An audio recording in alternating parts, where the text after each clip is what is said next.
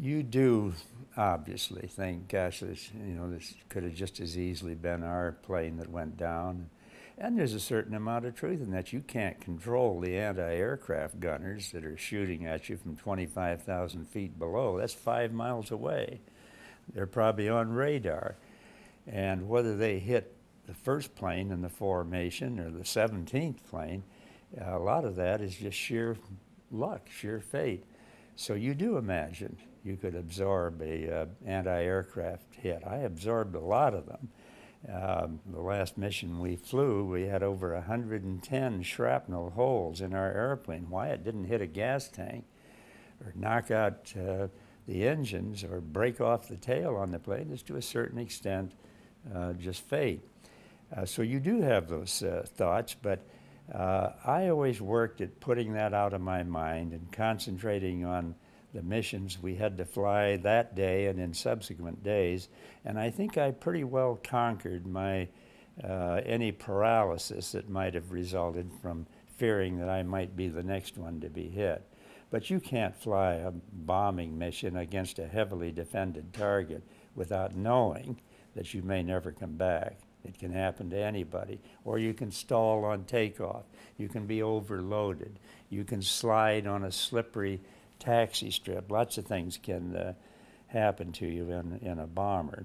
Some planes went down because of bad weather. Some got lost from the mission and ran out of gas. Any number of things that can hit you. So when you complete 35 combat missions, you heave one whale of a big sigh of relief. And I don't know very many people who volunteered to fly additional missions. You at one point were hit by shrapnel, or your plane was, and blew out the windshield? It was on the 6th mission, maybe the 7th. I guess it was the 7th mission. I had seen the anti-aircraft shells exploding all around us. You'd see these great black clouds that would, and usually in the middle, a red flash of fire when the shell exploded. But none of them had hit us in the first 6 missions. So you saw the flak and just figured that's part of the mission.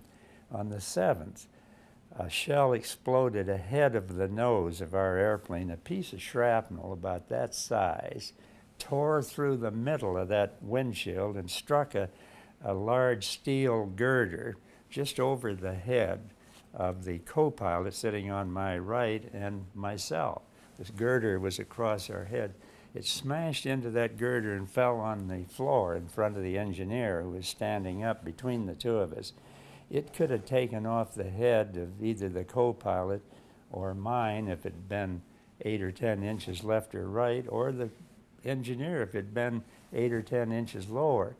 From that time on, I knew we were in war, that this was not just flying around in the wild blue yonder and looking at the puffs of smoke, that was real ammunition out there. I carried that piece of shrapnel with me the rest of the war and brought it back to the States.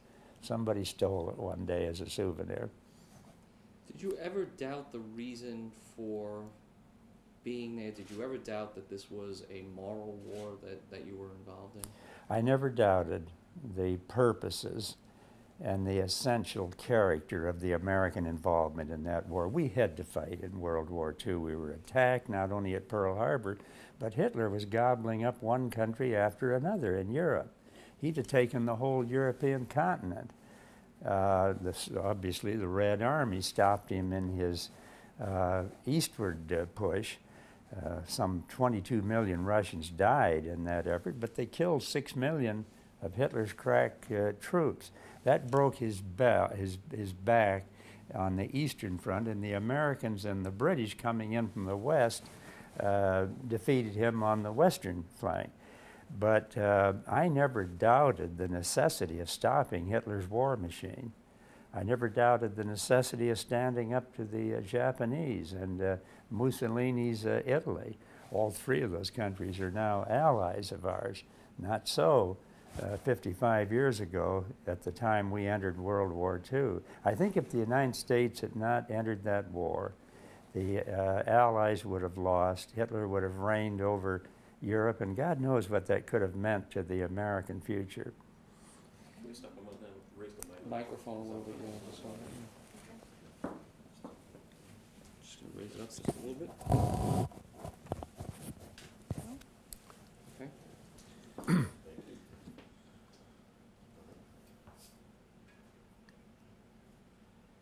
You and your wife had decided not to marry before you left, but then you went ahead and married. Could you describe that process?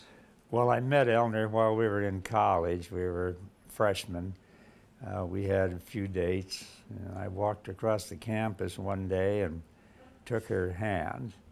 It was in April of 1941. And just the touching of hands, I knew I was in love with that girl. I suppose that sounds kind of tame by today's standards, but from that point on, we dated steadily until the war took me away. We got engaged just before I left home, but we decided we should wait until after the war. After I'd been in training for a while, we decided that we'd get married when I got my wings. I graduated from flying school. Finally, we decided, why wait? So we got married at the end of primary training. I hitchhiked home to Mitchell, South Dakota. My father presided at the wedding ceremony. That night, we went back to the flying field in Muskogee, Oklahoma. We sat up all night on a troop train, crying children, weary young mothers, soldiers. For some time, there was no place to sit down. So we sat on our suitcases. That was our honeymoon. I had to fly the next morning at 6 o'clock in Muskogee, Oklahoma. Those wartime marriages weren't supposed to last. It's a wonder ours didn't crack up on the honeymoon. But we've been stumbling along for 60 years now, and it's worked out just fine. 5 children, wonderful youngsters, and now with children of their own. So things worked out fine for us. You flew the B-24, which is one of the most difficult aircraft that there are to fly. Could you describe what the particular challenges were with that? The B-24 was then the biggest airplane in the Air Force, 110-foot wingspan compared to 103 for the B-17, the so-called Super Fortress. It was difficult physically because the controls were stiff until we got the hydraulic controls late in the war. That changed everything then, much easier to fly. It had a narrow Davis wing, as it was called. It frankly was a more difficult airplane to fly than any other bomber in the service. But it also had great strengths. It could fly further than the B-17. It could carry a heavier bomb load. And those two things alone led the Air Force to produce more of that bomber than any other plane during the war. We even produced more B-24s than we did any single fighter plane. It was the most produced airplane in the Second World War, and probably had more to do with destroying Hitler's oil supply, his oil refineries in Eastern Europe and in Germany itself than any other airplane. So it paid a crucial part in the destruction of the Nazi war machine. By the end of the war, he couldn't keep his fighter planes in the air, not enough fuel. He couldn't run his tanks.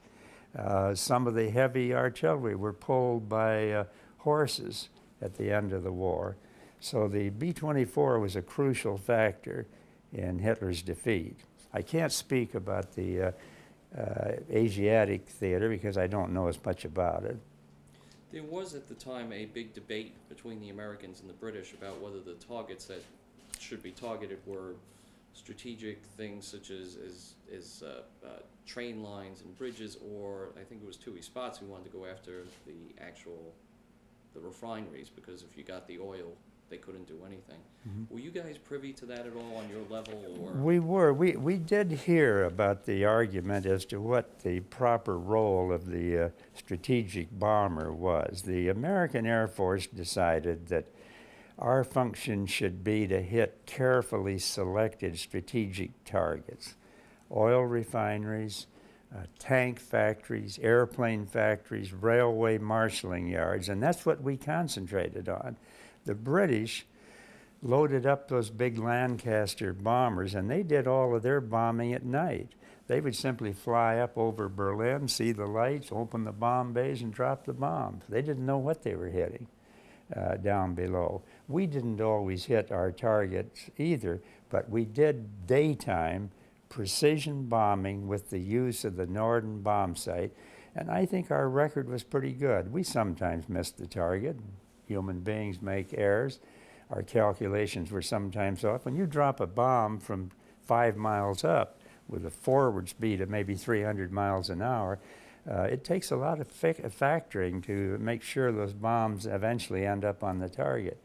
But I think the strategic bombing of the United States was the right way to do it. It was certainly more humane than simply dumping bombs on large urban areas.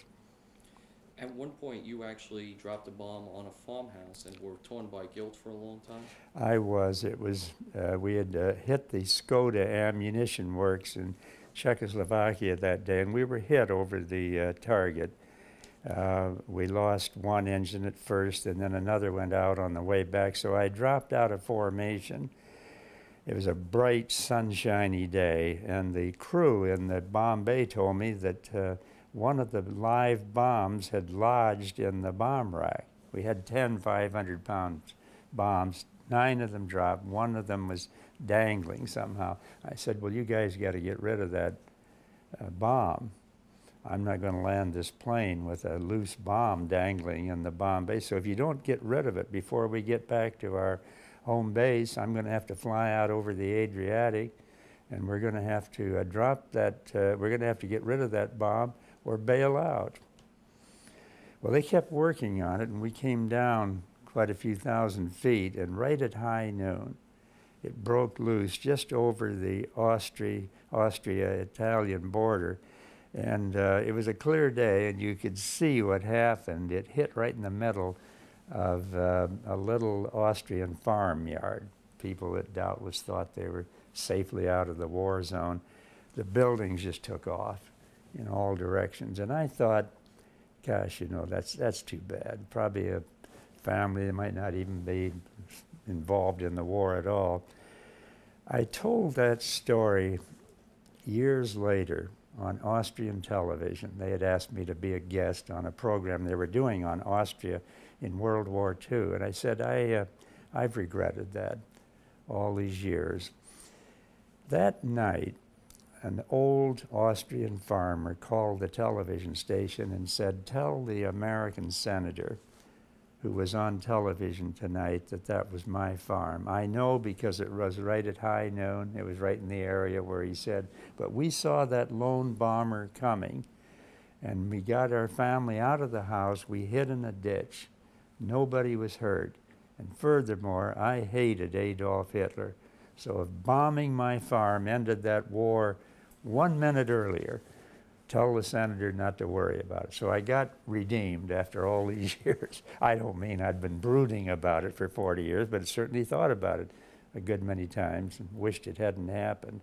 By the way, I learned about the birth of my child the same day I learned I'd hit that farmhouse. And I thought, gosh, Eleanor and I have brought a new child into the world. She's 5,000 miles away, of course, back in South Dakota. The same day I probably killed somebody else's children. It was a bad scene. At that point, are you old enough? Do you have the maturity? Because you're in your early 20s at that point. Obviously, you thought about it, but I mean, how do you reconcile all that? Or don't you? Don't you even try to during the wartime? You don't try really to reconcile. You know deep inside when you're dropping demolition bombs on a strategic target, you know that there's going to be some collateral damage, as we now call it, where you might hit a hospital, you might hit a cathedral that's nearby, you might hit a school.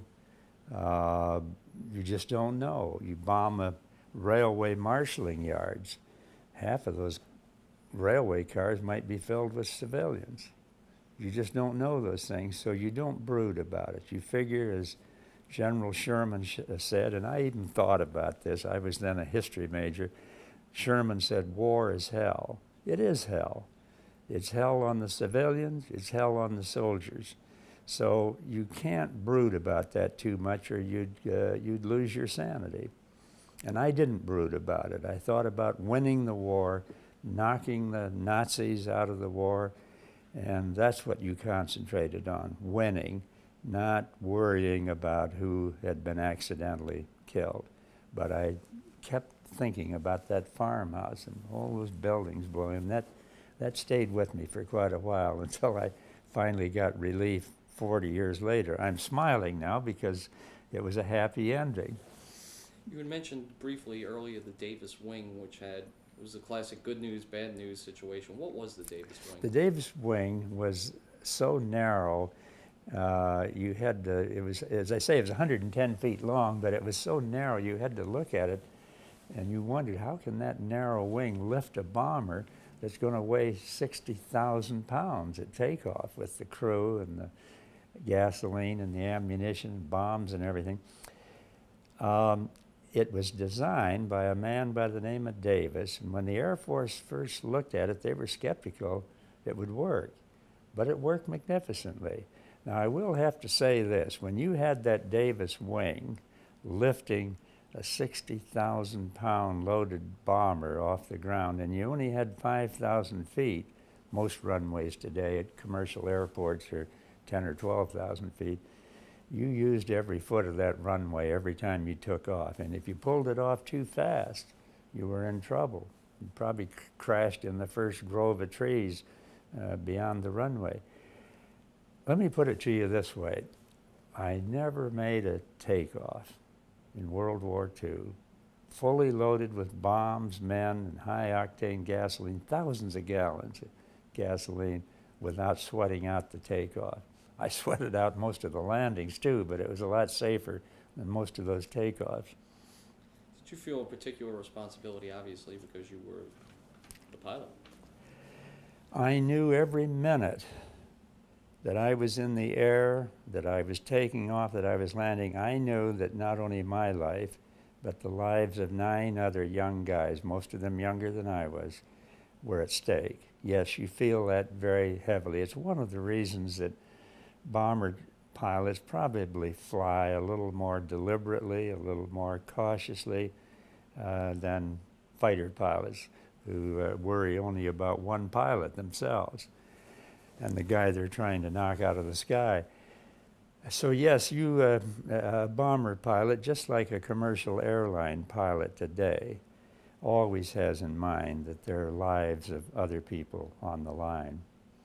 You were escorted on some of the missions by the Tuskegee Airmen? We were. I remember the first mission the Tuskegee Airmen flew when they defended us.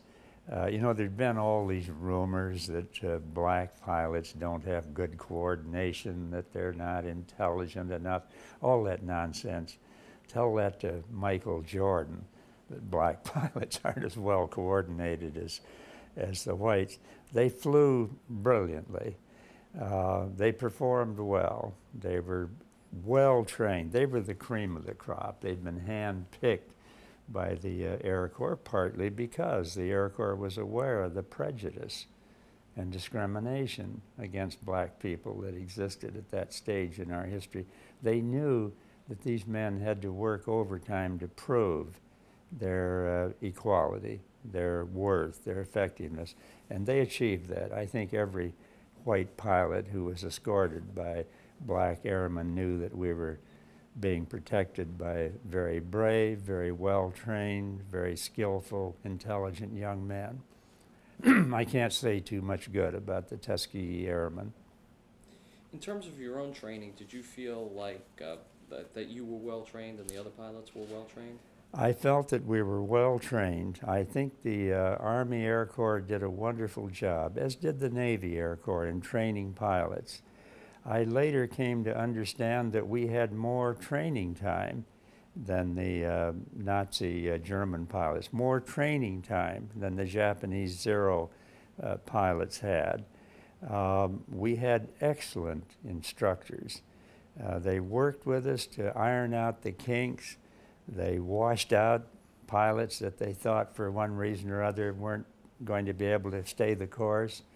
A lot of people were washed out of training, and they later became navigators or bombardiers or gunners or some other role in the Air Force. You had to have excellent eyesight, excellent depth perception, good coordination. You had to have a steady, stable temperament, and the Air Force worked hard to weed out the people that didn't have those qualities. Yes, I felt we were well trained. I never had a superior officer, superior in rank, that was not a good officer. You know, there's a lot of jokes about the terrible officers. Those Army Air Corps officers that we had were, in my opinion, first rate, without exception. War's over with. You come back, you take up being a history professor? We had this great GI Bill, I think one of the most wonderful programs the federal government ever devised, and it offered any GI returning from the war the opportunity to go to any college of his or her choice. You could go all the way through to a PhD, which is what I did. I had had most of my undergraduate work, so I went to Northwestern University on Lake Michigan, the edge of Chicago, and went straight through for 4 years led to a PhD in history. It was one of the greatest things in my life. It permitted me to not only become a professor, but some years later to enter public service as a congressman, a senator, even a presidential candidate. That may be enough to convince some people the GI Bill was a bad idea. It gave us George McGovern as a presidential contender. But I loved it. I profited from it. I owe the American people a great debt for financing my higher education after World War II. Why do you think, and I'll go back to some of the World War II stuff afterwards, but why do you think so many of you pilots, World War II era pilots, people like you and Joe Foss and John Glenn and others, then went into public service, went into public office? I think we went into public office for the same reasons we went into the war, which was to serve the public, to serve the nation. I always had that in mind. Every day I was in public life, I was every bit as conscientious to serve what I thought was the public interest as I was to serve the public in the Second World War. It was a different kind of challenge. But I can honestly tell you that while I made my share of mistakes, both in the war and in peacetime service, we all make mistakes, we all make errors in judgment. I tried to the best of my ability, both in war and peace, to serve the national interest. That was always the guiding influence in my public life. Also, I guess pilots are natural leaders in a way. I think so. I think there was something about the wartime experience, especially in the case of bomber pilots with a crew to command, that made us feel that we had some qualities of leadership. We earned the confidence and devotion of our crews, no question about it. I have never doubted that that crew, by the end of the war, literally was in love with the pilot. After all, their lives had been in my hands for a year. And so I think that encouraged the view that maybe you could lead other people in a public enterprise. You were a young congressman, first-term congressman, running for a second term. You ran against Joe Foss? I did. I was the first Democrat elected in Republican South Dakota in a quarter of a century. And I came up for election the first time, and Governor Joe Foss, he'd then been our governor, and a very popular governor, and a good man, he was urged by his party to take George McGovern out of there. And so he ran against me in my second try for Congress. I was elected the first time rather handily, and I thought this is going to be the acid test, running against a Congressional Medal of Honor winner who was also governor of the state. But Joe and I had a good, clean campaign. Neither one of us ever threw any mud at the other. There never really was a cross word in that campaign, and I won the election. And the voters of South Dakota sent me back for a second term in the Congress, Joe went on to become football commissioner of the American Football League. So both of us ended up happy, and we've been friends ever since. Going back to World War II, overseas you were assigned over at San Giovanni Field, Cerignola. What is Cerignola? It sounds beautiful. What was the reality? Cerignola then was a very impoverished, war-torn village. It's now a city of about 60,000 people. Then it was a small town shortly off the Adriatic Sea. It was an olive growing area, a wine and grape growing area. It grew some grain. Our squadron was located in tents that we pitched in an Italian olive grove. You attached the four corners with ropes to four sturdy trees, 4 officers in a tent, 6 enlisted men on the crew in another tent. We lived that way for a year near Cerignola. We'd go into town once in a while, get to know some of the townspeople. But Italy was a very grim place in World War II. What damage Mussolini and the fascists had not done to the country, the Germans who occupied it, and later the British and Americans fighting their way up the peninsula, between those 3 armies and the squeeze of the war, Italy was a very unhappy place. Lots of hunger and poverty and disease in Italy during the war. I remember the first time I became interested in the global hunger issue. Our troop ship pulled into Naples harbor in the late summer of 1944. And as we came into that docking area, you could see hundreds of children lined up on either side of the dock, and they were yelling at us, children. Butterfingers, Baby Rouge, Wrigley's Gum, Coca-Cola. Those were the English words they knew best. As the ship moved a little closer, the commander came on the loudspeaker. He said, "Do not throw anything to those children on that docking area. This is war-torn Italy, and those children are near starvation." Yesterday, a troop ship came in here, and the GIs started throwing candy bars and things. Some of it fell in the water, and 24 children drowned fighting for these bits of food. That was my introduction to human hunger.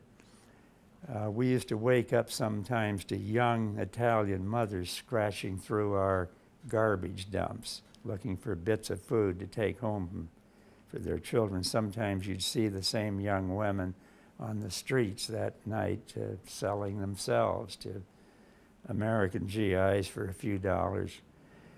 It was a tragic situation. It gave me a lifelong interest of concern for people in trouble, people who are hungry, people in poverty.